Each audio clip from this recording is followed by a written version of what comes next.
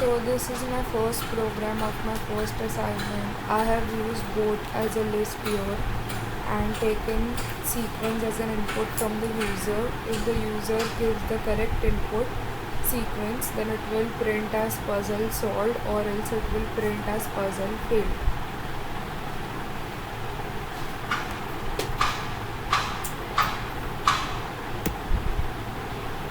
Correct sequence, puzzle solved. Incorrect sequence, puzzle failed.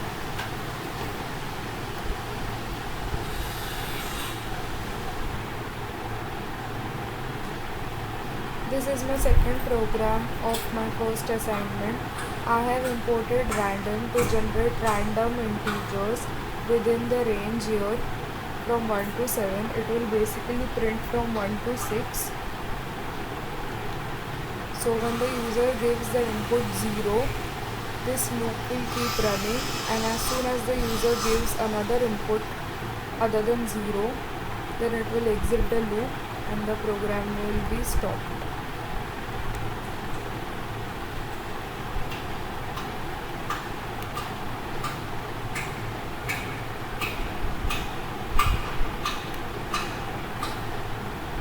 And if I give another number as input, the program is exited.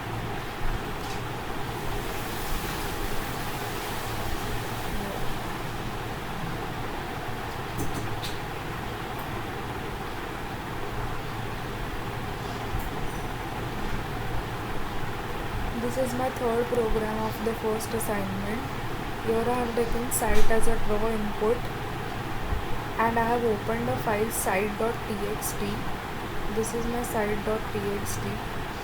As you can see, I have mentioned this site www.facebook.com. So this program will read the content of this file and compare it with the raw input. If it is equal, then it will set the flag as 1. So if the flag is still 0, it will print accessible, or else it will print not accessible.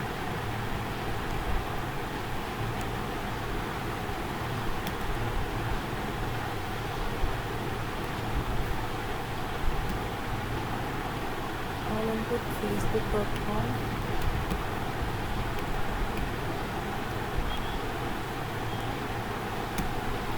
Not accessible. And if I input another site,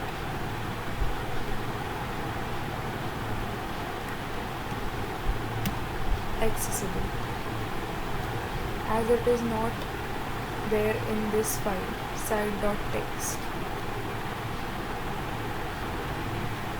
So my next program, so this is my fourth program of my first assignment. Here again I have imported random to generate random integers within the range 1 to 11.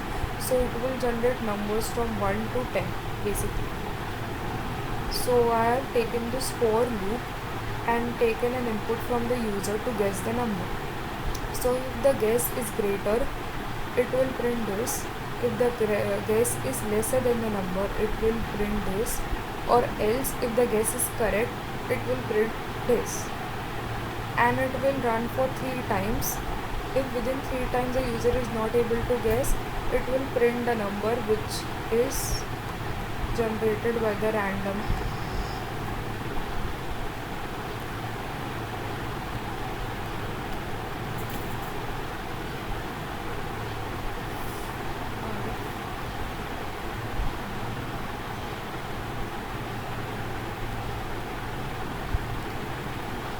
The correct number was 1. So after 3 times, it was giving me this output.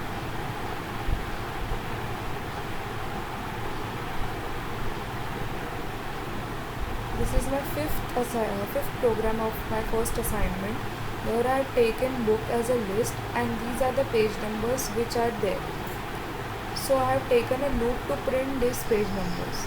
After that, for the missing page numbers, I have again used the for loop and given it a range from 1 to 26 because there are 25 page numbers, sorry. And I have used this not in keyword to print every integer which is not in this list from the range 1 to 26. So it will basically print the missing page numbers.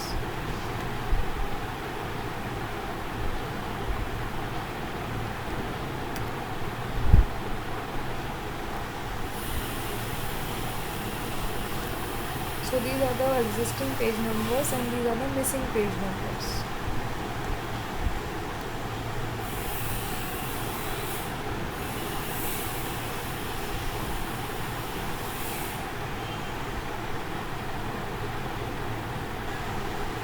This is my 6th program of my first assignment. Here I have used this amicable function which I have implemented here. So here I have called the amicable function and I have passed the value as 1 to start from 1. So it goes inside this function and here it calculates the sum 1 from the divisors and here it will calculate the sum 2. So if a is equal to sum 2 and is not equal to sum 1, it will return sum 1 and sum 1, or else it will return 0 and 0. So at the end we will get the amicable numbers. This program takes a lot of time to run and also hangs the system, so I won't be running it.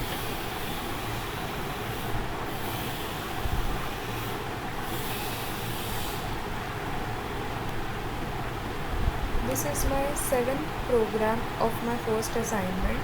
So here we had to check whether the number is an Armstrong number or not. So I have taken an input from the user and called this function is Armstrong. So in this function the n will calculate the order of that number. To calculate this order, I have again defined another function order which will calculate the order of that number, and then it will calculate the power. So for this power, I have again defined another function as power which will calculate the value for x raised to y, and it will return it here. So at the end, if the sum 1 is equal to x, then it will return as true. So we know that the given number is an Armstrong number. To check this,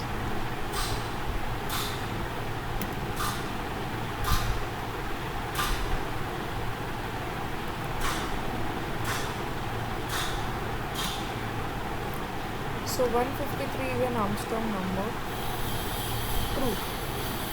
And if I give another input, false, because it is not an Armstrong number.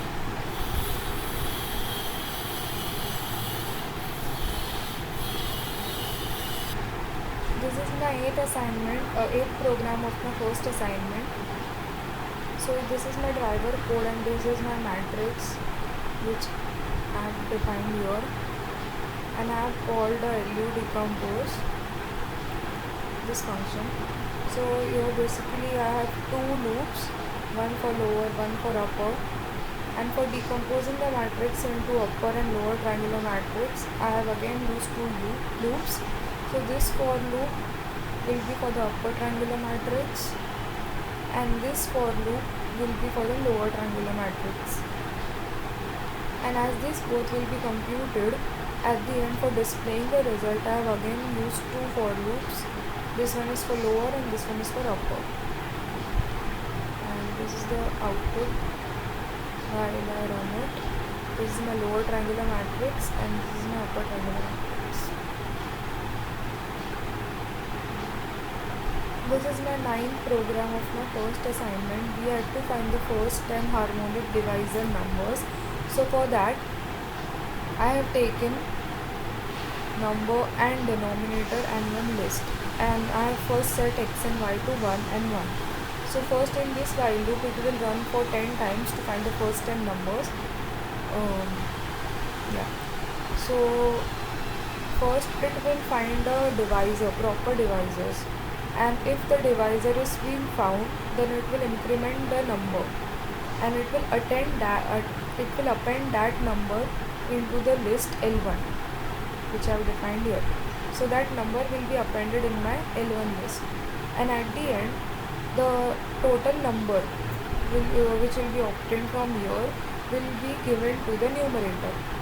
And for the denominator, I have taken all the elements in the list and divided it by 1 and added it up to obtain a denominator.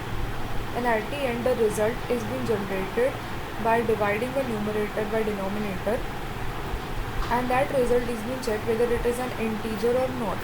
If it is an integer, then we'll increment the x and y and print our result. So the loop will go on. And this program takes a lot of time to run, and it also hangs the system, so I won't be running it in this video. Next program is this. This is my 10th program of my first assignment. Here we had to print the first 10 geometric series number. So here I have taken the series function and I have passed the value 1 first initially, and this count will go on for 10 times. So I will get the first 10 numbers. So I have taken the number and multiplied it by 2 and saved it in the result. And later the result is being printed and the result is being assigned to again A. So, and as soon as this happens, I will increment the counter and this loop will go on till I have find the first 10 numbers.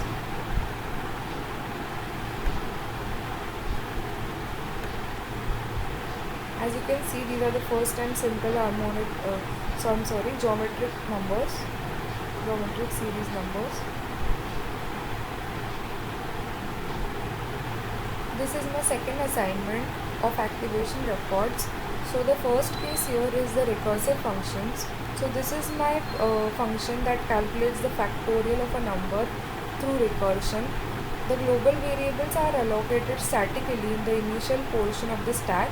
So we'll assume that the stack begins at 4096. After assuming that, user inputs 3, resulting in A equals to 3. So the main function sets up the stack location for its local variables and calls the function factorial after setting up a part of the caller's activation record, as you can see in this diagram. After that, the factorial 3 saves the old base pointer and sets up location for its local variables, as you can see in this diagram. Then the factorial 3 calls factorial 2, and the activation record of factorial 2 is set up similar as the above steps. The register R0 is assumed to be used for temporary storage of the value of n in the expression n into factorial n minus 1, that is 3. You can see the second factorial 2 is set up same as factorial 3. Then the activation record for factorial 1, which is called by factorial 2, is set up similarly, as you can see in this diagram. Similarly, factorial 2 calculates the steps and pop off its activation record till the result value after setting back the old base pointer, as you can see here. Similarly, factorial 3 also calculates the result and returns it to the main function. The main function calculates and sets the result variable, and we will get the result.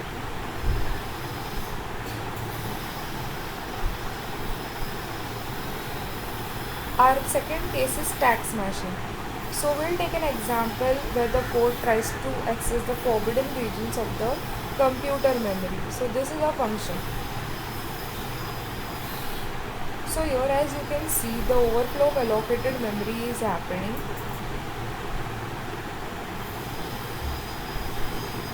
So the RDX content is changed due to the overwriting of A, as you can see here. So RDX content is no more 0 into 28. Therefore, the stack CHK fail is called and stack smashing takes place.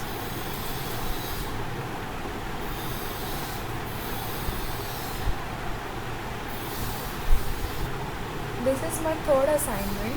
So here I have taken 10 classes of animals and 10 classes of shapes.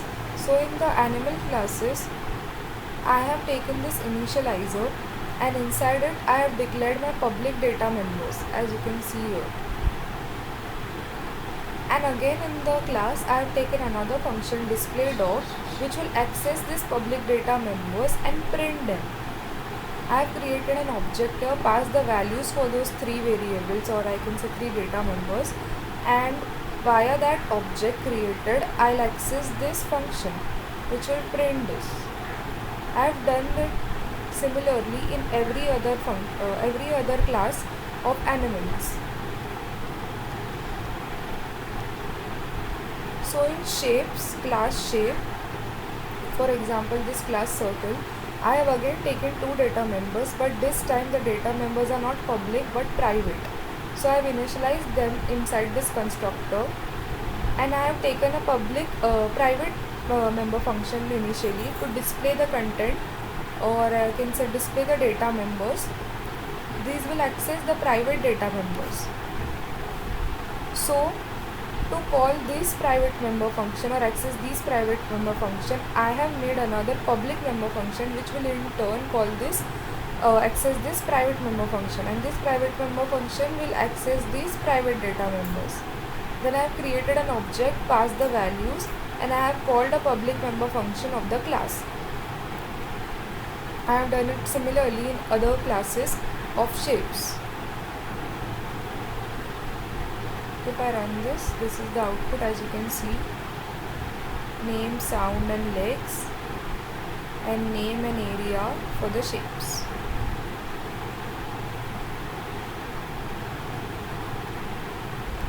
This is my fourth assignment. So here we had to implement hierarchy, base derived class, abstract base class, etc. So here I have imported ABC for base derived classes and abstract methods and abstract base class, and I have imported mod 4. So mod 4 is basically my module where I have written this function show, which will print the name and area of the shapes. So first I have taken this class animal, which is my abstract base class, and inside it I have declared this function display, which has nothing in it. It is empty. So this is my virtual function, you can say. And then I have taken 10 classes of animals which are derived from this base class animal, as you can see here. Inside the initializer, I have just declared the data members, and then I have called a display function and created an object, passed the value, and then called this display function and display it. But in shape, class shape, I have implemented it differently. So now I have used modularity. As you can see, instead of creating a function inside every shape class, I have just called a function from this program mod 4, which has this show function, and I have called that function to implement or to display my object variables here. Like I have passed square and side square. So it will pass this to this mod 4, and inside that function it will display my object data members. For output, and this one.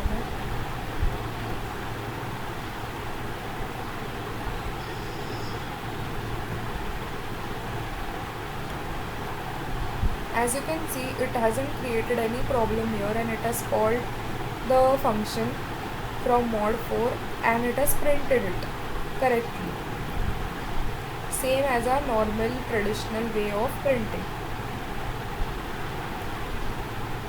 So your hierarchy is being implemented using the base and derived classes, and modularity is achieved by importing mod 4 for its function show. This is my fifth assignment. So here we had to implement or check the exception handling, and in file exception handling. So here in this try block, I have opened a file try.txt in the text format. So this is done by this will create an error, or I can say exception, where this file already exists. If this file already exists, then it won't create a new one and it will create an exception. So to catch that, I have this except block and I have written a file exists with the same name. If an exception is raised, then it will print this. Or else, it will again open a file demo.txt in the write mode text format, and it will input a number which is taken by the user. So if the inputted number is between 1 to 10, it will simply write, as you can see here, and if it is less than 0 or more than 10, it will raise an exception as invalid input, and at the end it will close the file.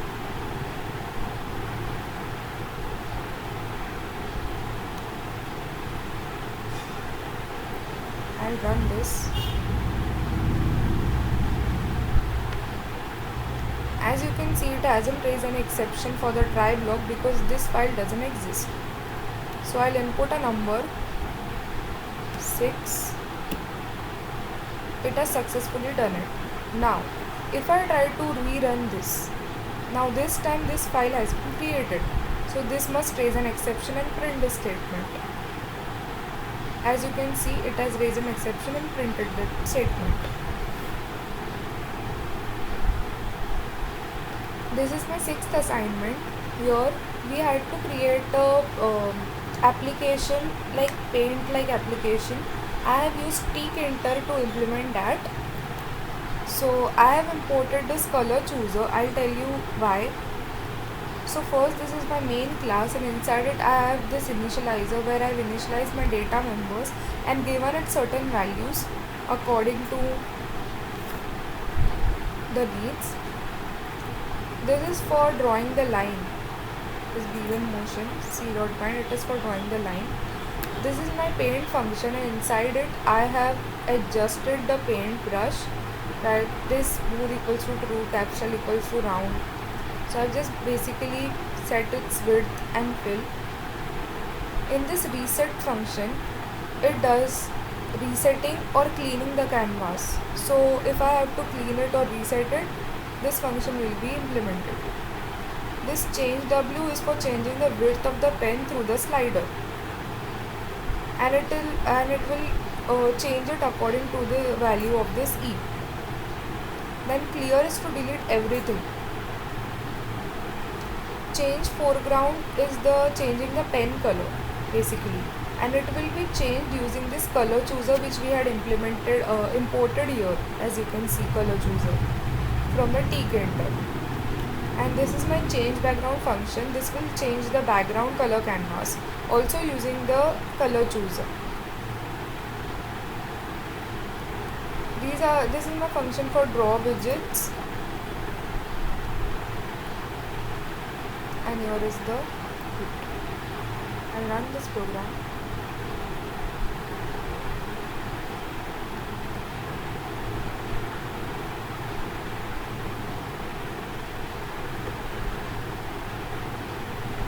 As you can see, this is my paint application. I'll choose my brush color first, red.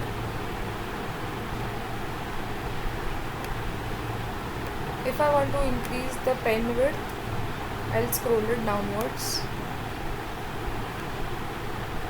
Other option is my background color. If I want to change my background color, for example this, the background color has been changed. Then this is my option for clear canvas. This will clear the canvas, as you can see. And the last option is to exit. This will exit the application.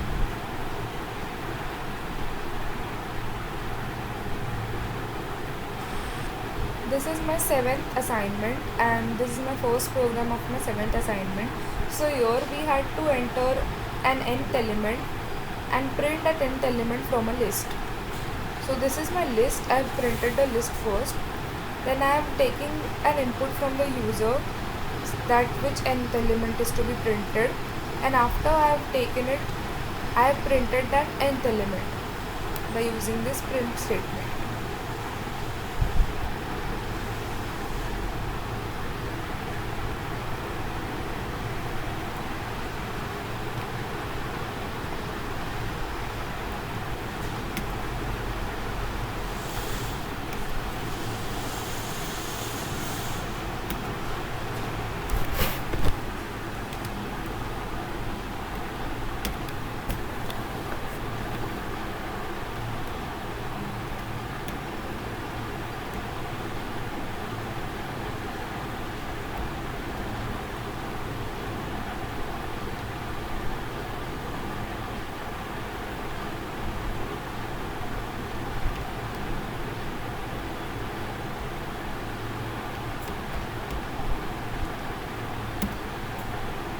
as you can see, if I enter 5, the fifth element has been printed. If I enter 4, the fourth element has been printed.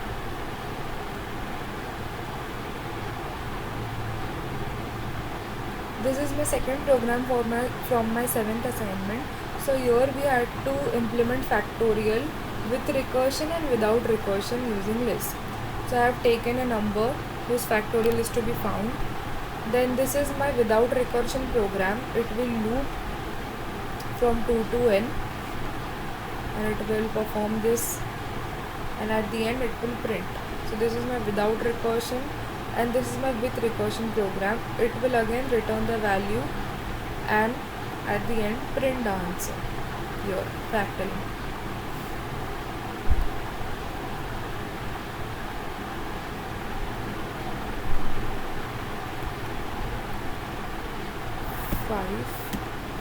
So this is without recursion and with recursion.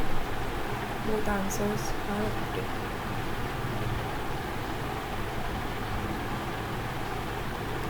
So this is my 8th assignment.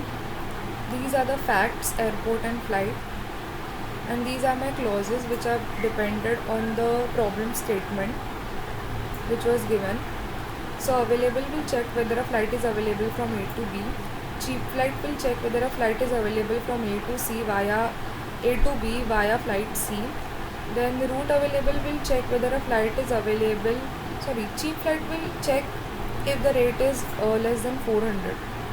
The route available will check whether a flight is available from A to B via another point, like from A to D and A to C and D to B. Then preferable will check whether a flight is available from Air Canada, from A to B via Air Canada, and also the rate is less than 400. United and Air Canada will check if a flight is available from A to B via United, then there exists a flight from A to B via Air Canada.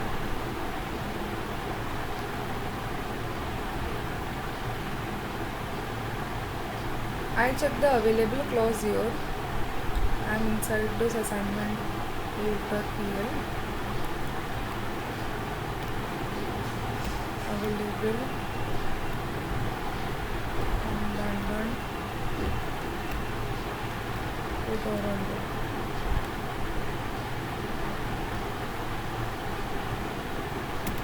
True.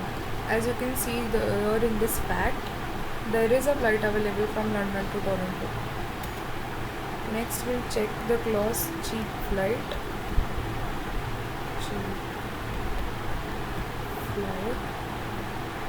I'll again use the same clause, London to Toronto, and the airline is United.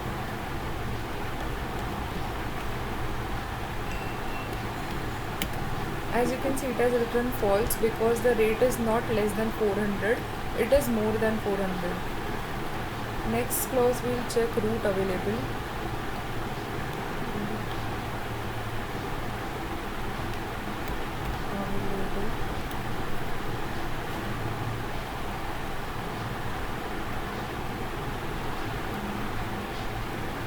From Toronto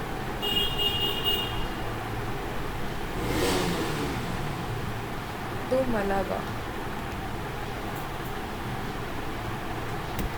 As you can see, true, because there is a flight from Toronto to Madrid and Madrid to Malaga, so that's why it has written true.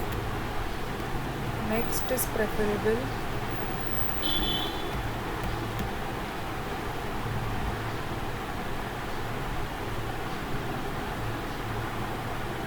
From London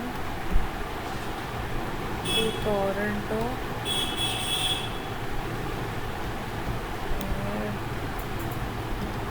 Canada. This should return false and true, sorry. As you can see here, there is a flight from London to Toronto via Air Canada. So that's why it has returned true.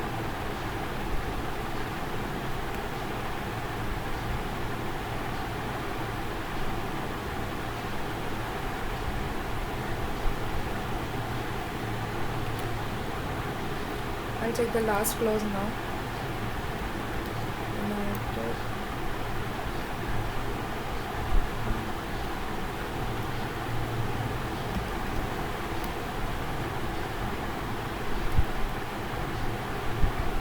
London to Toronto again.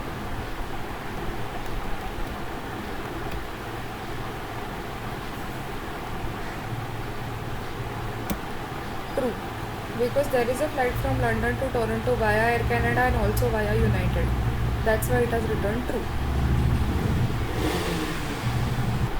This is my 9th assignment where we had to implement clock using multi-threads. So here I have included this pthread.h and I have used mutex lock inside this program. So here I have implemented 3 functions for hours, minutes and seconds and implemented mutex lock inside each of it. I use just one mutex lock here. So once I have entered this, the pthread lock will be activated, then the hours will increment and the minute and second will be set 0 and then the mutex lock will be unlocked.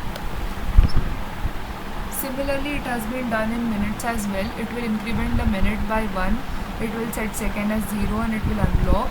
Similarly in seconds, it will first print the 3 and then it will increment the second and it will unlock the mutex. So in this main function, I have initialized the thread and then I have printed this clock starts now and this will create and join my thread and implement my program, as you can see.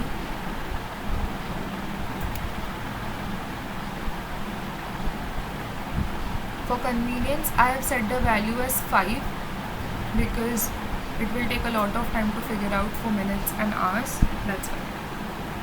As you can see here, minutes has reached 1 as this has reached 5.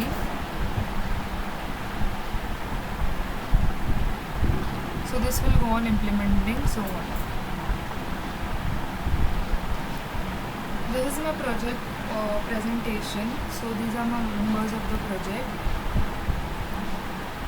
So as we can see that we have a serious situation here and the mental health in India has been increased by 7.5% of the country is affected by it and less than 4,000 experts are available.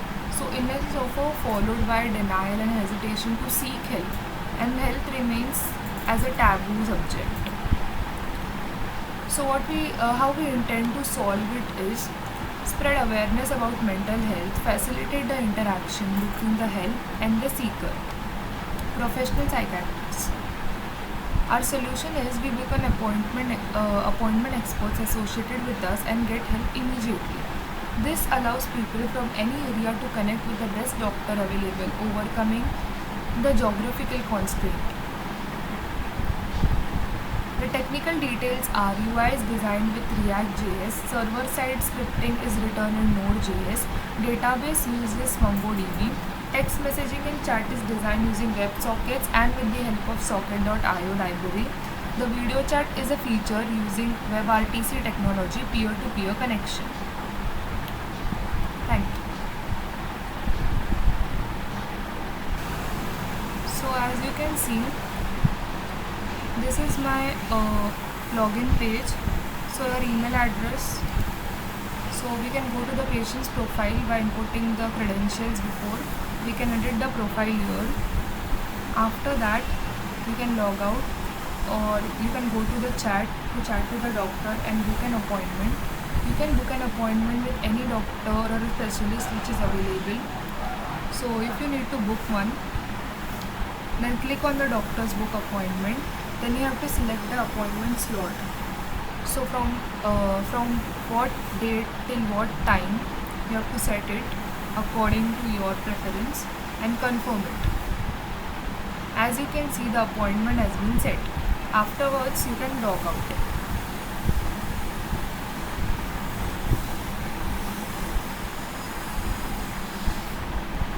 So here, as you can see, you can set the appointment name. Suppose I am the doctor, I will set the appointment. Allow it.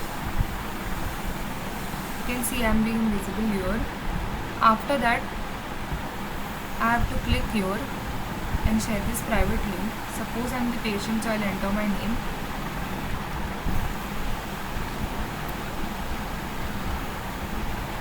And I'll simply join this conference.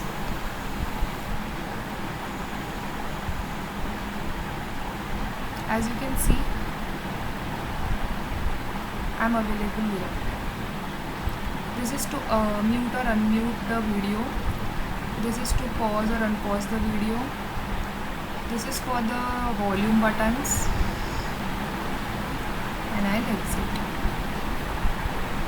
As you can see, the patient side is gone.